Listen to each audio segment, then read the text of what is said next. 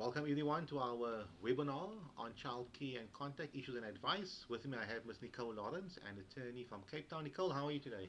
I'm fine, Mohammed. How are you? Well, thank you. Nicole, you all know, most of you know who I am. I'm a practicing advocate in Cape Town, dealing with various legal matters, especially in family law matters. Nicole, tell us about yourself. Well, I'm an admitted attorney in the High Court. I run my own firm in Cape Town CBD called Nicole Lawrence Inc. We are litigation practice and we mainly focus on family law matters. Wonderful, thank you for that, Nicole. Nicole, today's topic, as I mentioned, childcare and contact issues and advice. If we go to this scene over here, we'll be dealing with the following: introduction, parental responsibilities and rights of married parents, okay, and parental responsibilities and rights of unmarried parents. They will dealing with issue concerning court applications, children's court matters, and high court matters. So that's something which you deal with on a regular basis. Yes. So, Nicole, maybe just give us an introduction. Generally, when will a client come to you regarding care and contact issues? So we deal with this quite a lot. It's mainly when obviously you need to have children or a child, a minor child that is. When parties separate or they get divorced, there's always care and contact issues that need to be dealt with, or when there's parental rights and responsibilities issues, when parties did not have a relationship, but there is um, issues about paternity, whether the child is theirs or not, and whether if they do have rights to the child and responsibilities.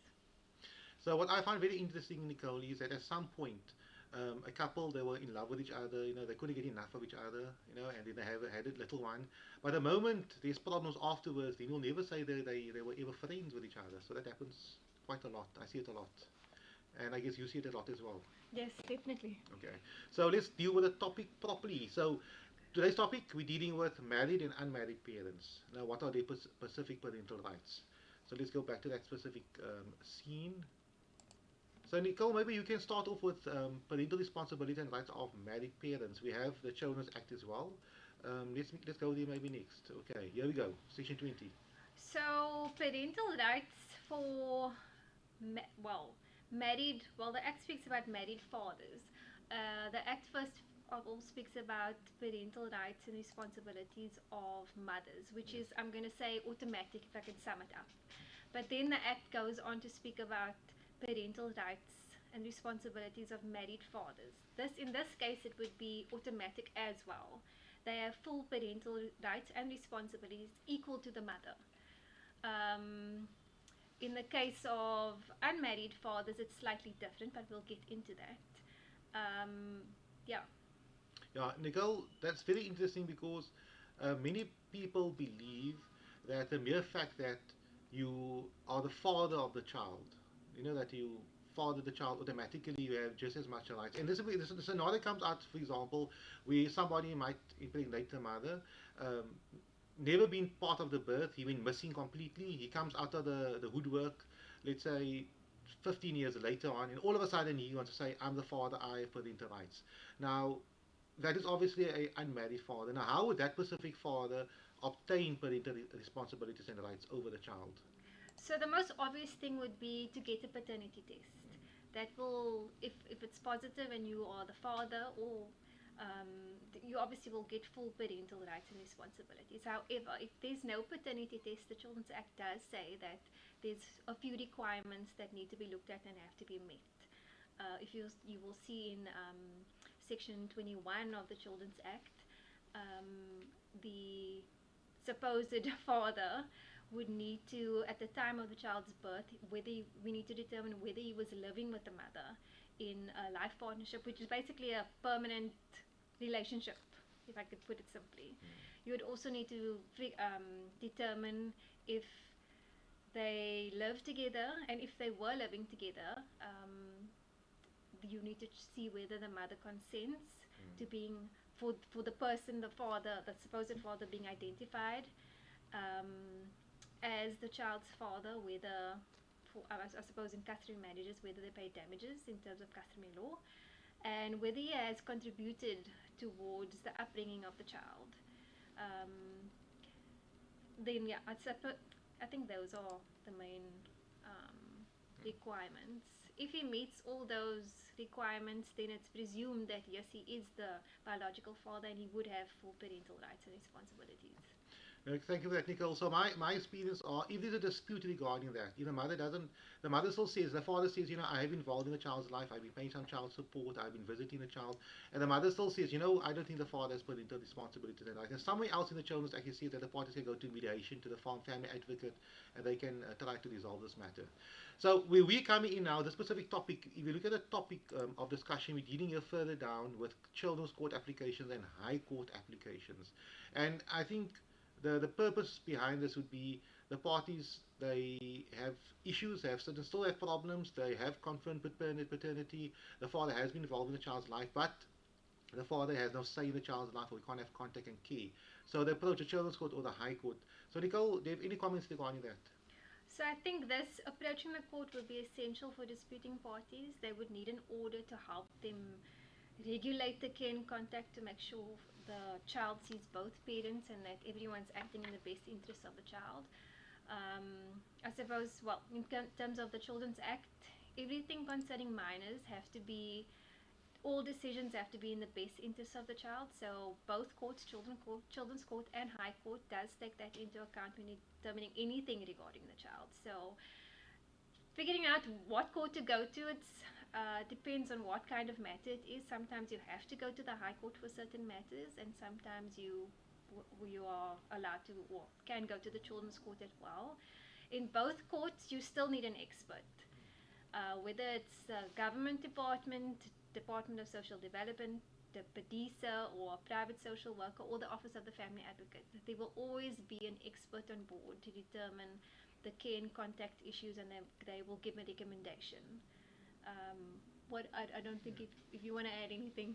Yeah, now maybe regarding the two different type of courts. Now the High Court, all the applications are done via application proceedings. So everything's on affidavit. You go to your lawyer, your attorney, your advocate, and it drafts everything on affidavit, and the judge and the other party reads that. And whoever's opposing it will do the same, give an affidavit. And obviously, you still meet with the family advocate and the expert. In the children's court, it has a different procedure whereby they have a more inquisitorial procedure whereby you give an initial affidavit to start the application, but a lot of the procedures are whereby the magistrate speaks to the parties, try to mediate the matter, so there isn't much of a adversarial system, apologies for that, in the children's court. One factor that's very important to note would be that if you want to go to the High Court, it shouldn't be a serious issue, but you require to know the law a bit better because these court rules and court procedures involved. With the children's court, you do not require an attorney. It's very informal, and they'll be able to make the matter much more easier for you. Yeah, if I can just touch on that. So the High Court's more formal, paper-based. Everything's done on paper and a decision is made afterwards. And the Children's Court is more informal and more geared to helping parties come to a resolution themselves first before it even goes to a hearing. So it takes, I would say, a bit longer in Children's Court because they're trying to still figure out what's best, where High Court will be more robust or quicker, if I could say. Yeah, and also in the High Court, if you're appointing attorneys and advocates, it can be a bit more expensive. So if money is a bit of an issue from the word go, I would advise you strongly to go to the Children's Court first because as a lawyer, you'd hate to start a matter, get to a point, and then you have to terminate the mandate because there aren't any fees to take the matter any further. So those are things to consider. Also, one thing, High Court has can deal with matters concerning guardianship rights, where the Children's Court cannot deal much with guardianship-like issues. For example, a relocation application, you'll have to go to the High Court as opposed to the Children's Court because we're dealing with guardianship issues over here. Nicole, if I may just ask you a question. In your experience regarding the Children's Court matters, right, how many times would a party generally appear in the Children's Court? Generally, on average, you would at least have 4 or 5 appearances before the matter settled. Settled between the parties, that is, if they come to an agreement on a parenting plan. If it goes to a hearing because parties still haven't settled on a parenting plan, even after an expert's recommendation has come in, then I would say you would probably be sitting close to 10 court appearances if it's if the parties are really not trying to come to the table. Yeah, and the 10 court appearances can be but sometimes a bit challenging because one party might feel I'm not getting any results here.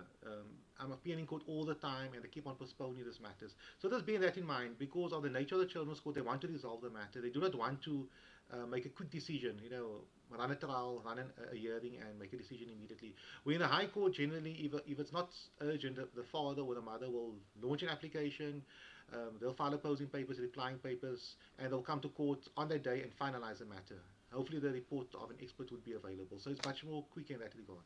Also, if I think about it now, in the High Court, the parties don't have to appear with their legal representatives. But in Children's Court, you have to appear on every occasion unless you have a good excuse to say, I can't appear today, and then if you have an attorney, will ask that you be excused. But otherwise, you always have to be in attendance at the Children's Court, and a lot of people have issues because they need to take off from work or they need to make sure that their child is in someone else's care, which can be an issue. So I suppose it's something to bear in mind between what court you actually choose to go to. And Nicole, on that point, in the children's court, sometimes they require the attendance of the child as well. And that happens, it doesn't happen often, but sometimes they do that. They say, I want the child to attend the court. Let's say the child is probably 14 years old or 15 years old, and the child can voice their opinion. They want the child's participation as well. In the High Court, very rarely you'll ever see a judge asking to speak to the child. Yes, the child will have to go to the office of the family advocate. So, Nicole, I have another question for you on this topic over here. When a client meets with you the first time regarding a care and contact matter, what type of information do we require from them? Well, I need some background information, obviously, as to the parties. I would need to know if there's any previous court orders, whether it's a divorce order or previous parenting plan order, or any informal agreement maybe that the parties had that was written.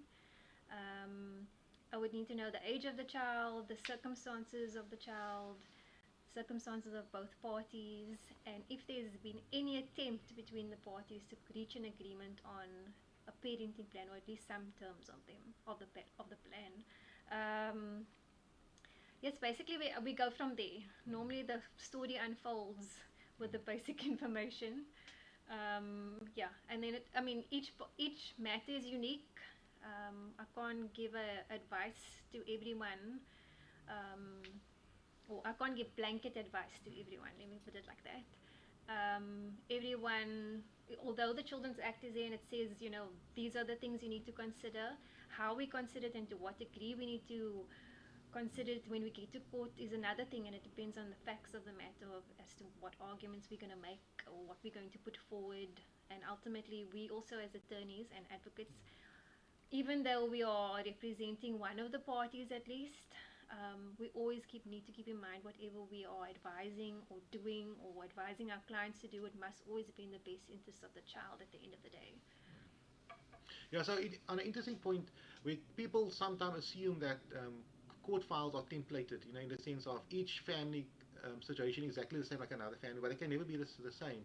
I mean, parents work different hours, they live different distances from each other, the children are different ages, you do different extracurricular activities. So as a lawyer, as an attorney or advocate, you cannot apply one client's circumstances to a different client. The dynamics are totally different. Or as the same way, kids living in the same home, they have two different personalities, total different personalities. So Nicole, on another topic regarding the vicinity of where parties reside. Like, let's say the father lives in Cape Town and the mother lives in, let's say, in Somerset West. And as I said, about 30, 40 k's distance away from each other. How would people resolve a care and contact arrangement where that is concerned? I mean, the child cannot overnight, one night with the father and one night by the mother. What would be the general way to deal with such a matter? I would think it depends first on the child's age and where the child goes to school and where his or her friends are. There's a lot of factors to take into account, but generally, if I could say generally, if parties live quite far from each other, the parents that is, then normally it would be that the child is primarily resident with one parent because the school is maybe close by to that parent's house or that parent's work, and then the child will then go to the non-primary parent maybe every second weekend, or it's very, I would only say that it is conducive, I don't know if that's the Mm. word, if it for to have a dual residence, where, for example, equal time with both parents. For example, 1 week with the mother, 1 week with the father. That normally works when the parents live very close to each other, like neighboring areas, because it's the commute is not that long. It's not too stressful on the child because he doesn't or she doesn't need to wake up early in the morning to commute across town, for example. So if they live far apart, generally, but depending on the facts, it would be that there would be a primary residence, primary parent, and you'll see the other parent um, with in the reasonable times, which would be at least every second weekend, maybe. Yeah. So on that point, so the idea is not necessarily to deprive one parent from the child. You will still have the child during half the school holidays, special days, Christmas Mm. days, and so on.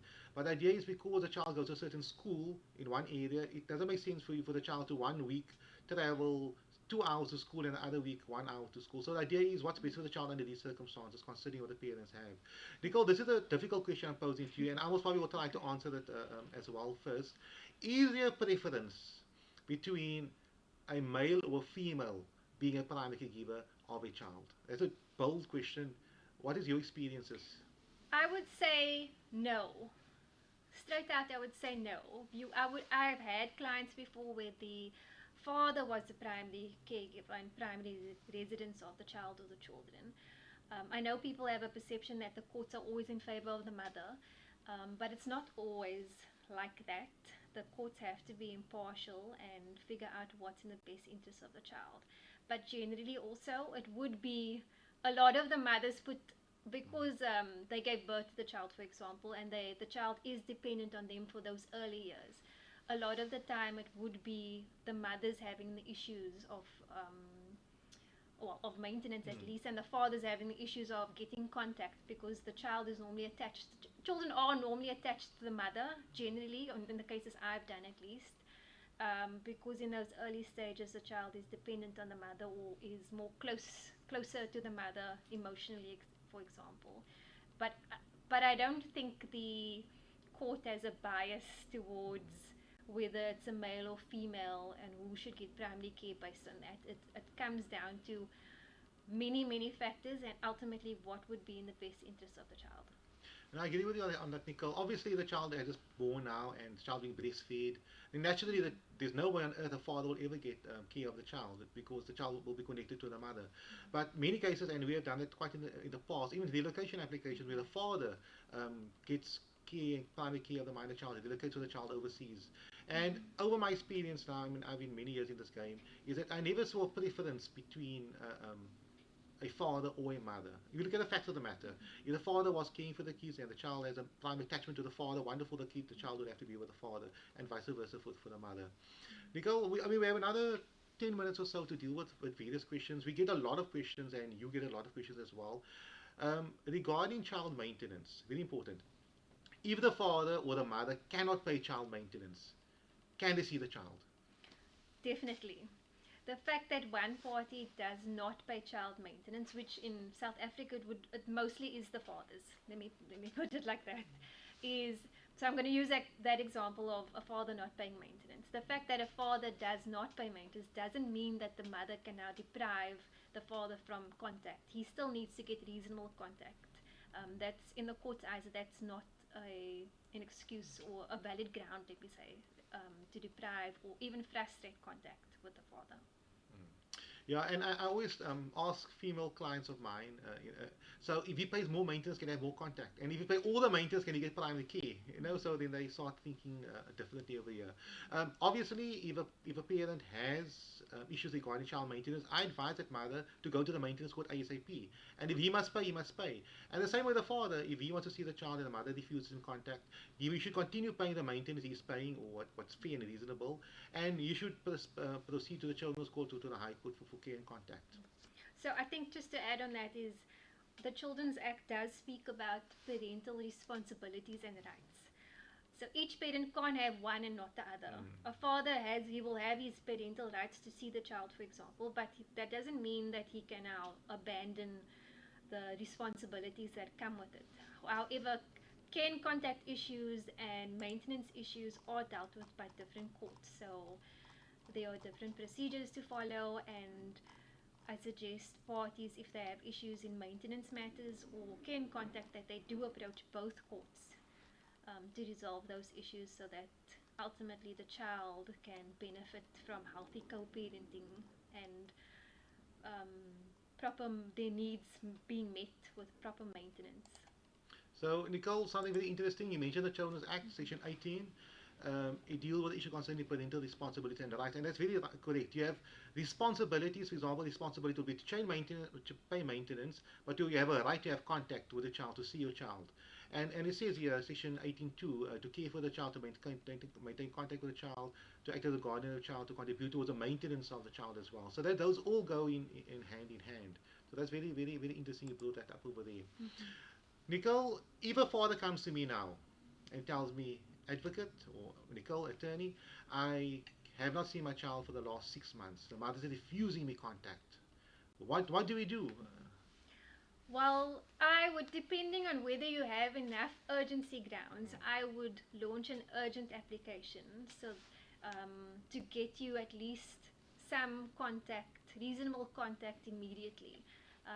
What I would also do just before I jump to court is first try and make contact with the mother to say, this is the issues my client is having, can we please resolve it with reasonable contact for him? If she says no, then well, we're going to bring the court application. But depending on the facts, I would still approach the court to resolve the contact issues. Yes, and some people believe that they have the only say regarding a child, and it generally happens with mothers that are primary caregivers and the father is not much involved in the child's life. That might be so to a certain extent, but there is a biological father because the only two people that have parental rights responsibility is a mother and the father. Depending upon what type of rights the various parents have must obviously be resolved and decided by court of law. But one parent cannot say, I am the primary decider as to what type of contact right your other parent should have. That doesn't work. That might have worked in the past, but no longer at present. Mm-hmm. Nicole, yeah, we got some time left. So, Nicole, furthermore, regarding relocation matters, and you are a specialist in relocation matters, you deal with a lot of relocation matters. In your experience, if a party says, I am the primary caregiver of the minor child, I've been caring for the minor child all the time, but I would like to relocate overseas, but the reason why I want to relocate overseas so that the parents staying behind should not have contact with the child. Is that reason enough to relocate? No, that's definitely not valid grounds. Ultimately, you're saying that they only want to relocate to frustrate contact with the other parents, so that would definitely not be a valid ground. Well, when I've done quite a few relocation matters with Mohammed, and there are, let's say, four, five requirements that we need to present to the court to show the court that it is in the best interest to relocate, for the children to relocate with the parent that wants to move overseas. But frustrating the other party's contact is definitely not one of those requirements. And it's very sad because it happens a lot when we come to my desk where people they don't proceed with a relocation application, but that's a reason for wanting to relocate is for the parent to be away from the other parent in South Africa. And that's obviously not in the child's best interest. And the court and the family advocates can easily pick up on it. And you'll be wasting a lot of time if that is a reason. I mean, obviously, good reasons are job opportunities, family living overseas. Let's say you remarried somebody and the person got a job overseas and you want to go overseas and so on. There must be very good reasons why you want to relocate, and the court should authorize that relocation.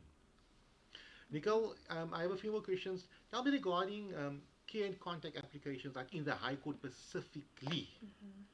Now we know the judges in the High Court likes to obtain the family advocate's report. How do I get a report from the family advocate?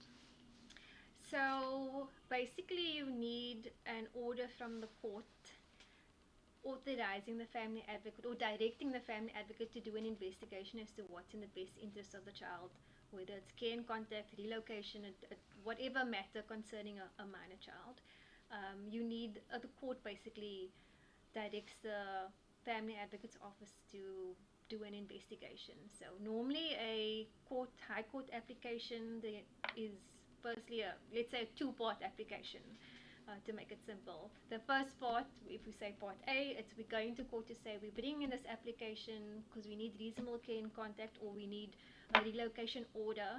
However, we are asking the court also to make an order that the family advocate's office or even a private expert, if a party is willing to pay for a private expert, to do an investigation as to the best interest of the minor child. And then part B actually deals with the nitty gritty of the investigation outcomes and the recommendations and arguments between both sides, and ultimately the court will decide what's in the best interest of the child.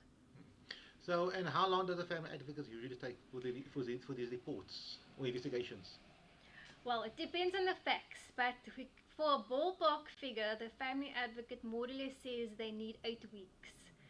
This is now if the both parties live in Cape Town. If another party lives in another province, it will take longer because the family advocate office on that side will also need 6 to 8 weeks.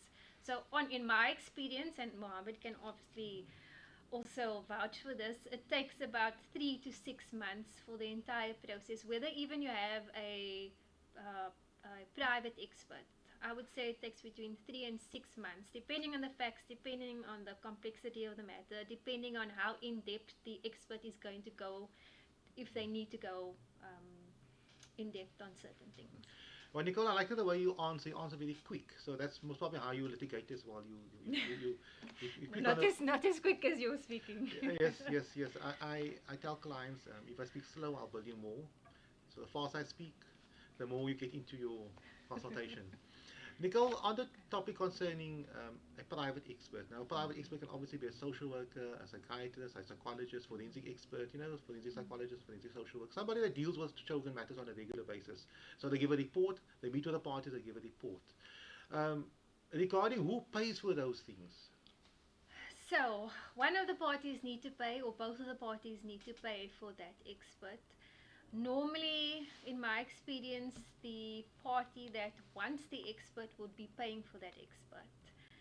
If parties have a relatively good relationship and they're both on the same page that they do want to know what's in the best interest of the child and we need an expert to flesh out certain things, then they might decide, let's pay 50-50. But ultimately, in many cases, it's the party that wants that private expert to actually pay for that expert.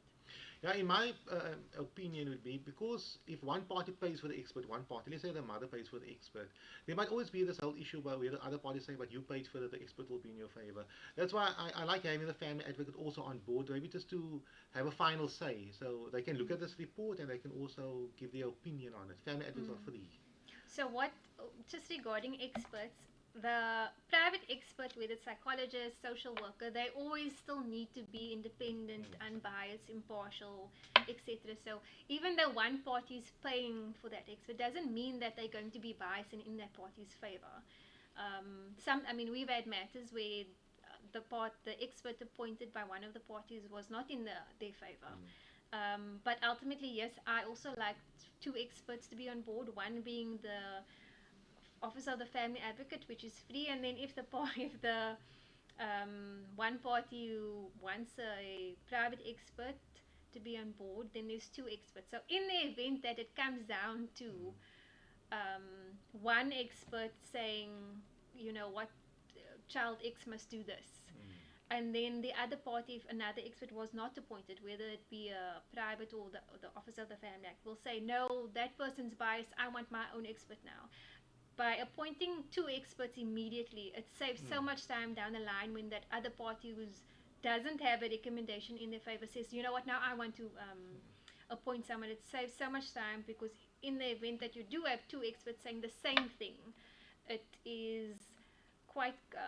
it holds more weight before the court, where there's two independent experts doing their own investigation saying the same thing. So yeah. Yeah, and it happens quite often whereby your client comes to you for a legal matter, you find an expert, and that expert sometimes does not find in favor of your client. So it happens, goes both ways. So Nicole, thank you very much for that. We done quite some good time. Any final remarks, comments? How did they get hold of you? How do I find you? I see your details are online on the video. Yes, so we have offices in Kidom Street, 50 Kidom Street. However, it is by appointment only. I would suggest either contacting me or emailing us on info@nicolelaw.co.za, or message us on Instagram or Facebook or any of our social pages. We will get back to you. Thank you very much, and you'll see my details on the welcome to contact me anytime. Nicole, thank you for your time, and we'll have another video next week again. So stay in touch. Thank you. Yes, thank you. See you.